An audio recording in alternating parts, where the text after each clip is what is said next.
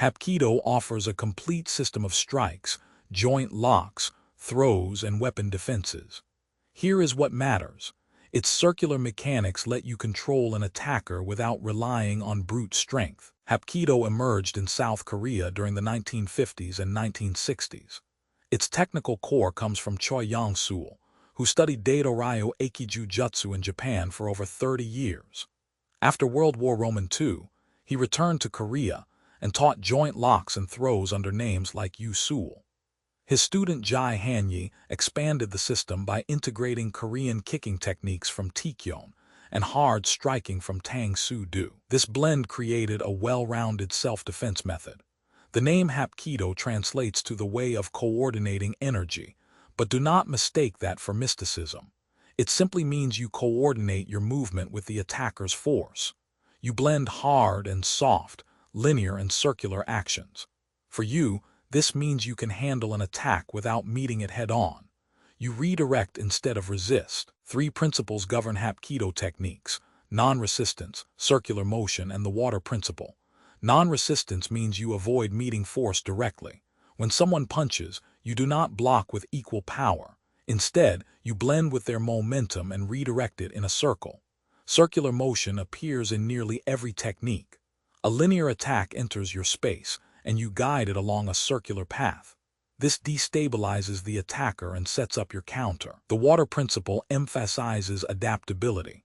Like water flowing around a rock, you yield initially, then apply constant pressure to control the situation. For you, these principles translate into practical mechanics. You do not need to be stronger than your opponent. You redirect their force and use their momentum against them. This is efficiency, not magic. Hapkido's curriculum covers 3 combat ranges: empty hands versus empty hands versus weapons, and weapons versus weapons. In empty hands training, you learn strikes, blocks, joint locks, and throws. You practice controlling an opponent from standing positions and transitioning to ground control. Against weapons, you defend against knives, sticks, and guns using circular entries and joint locks. For weapons training, you work with the short stick, cane, sword, and rope. This structure ensures you can handle threats at any distance. Most schools use a colored belt system, and reaching first-degree black belt requires 3 to 5 years of consistent practice. Mastery of the complete system takes a lifetime. For you, this means your training builds progressively. Each range reinforces the others. You become adaptable, not specialized in one area. Hapkido's effectiveness for controlling opponents with minimal permanent harm makes it valuable for police and military units. South Korean special forces include Hapkido as a standard part of their training. Law enforcement agencies worldwide use its defensive tactics and arrest control techniques.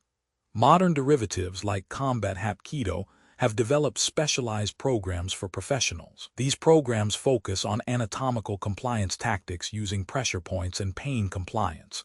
You learn to subdue resistant subjects while following strict rules of engagement. The emphasis on weapon defenses and controlling joint locks translates directly to security work.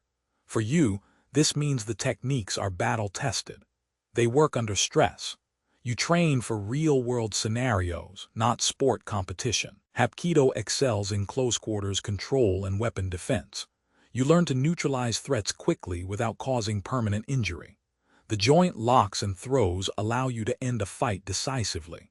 However, the art's breadth can be a weakness if your school does not pressure test techniques against resisting opponents. You need live sparring to make the mechanics work under stress. Some schools focus too much on compliant practice, which gives false confidence. Look for a school that includes controlled resistance in training. The circular principles work, but you must drill them against real attacks. For you, the key is to train with intensity and realism. Do not just memorize forms. Apply the techniques against a partner who resists. That is how you build skill that transfers to the street. Focus on the circular mechanics and redirecting force. Drill them against resistance. That is how you build skill that works when it counts.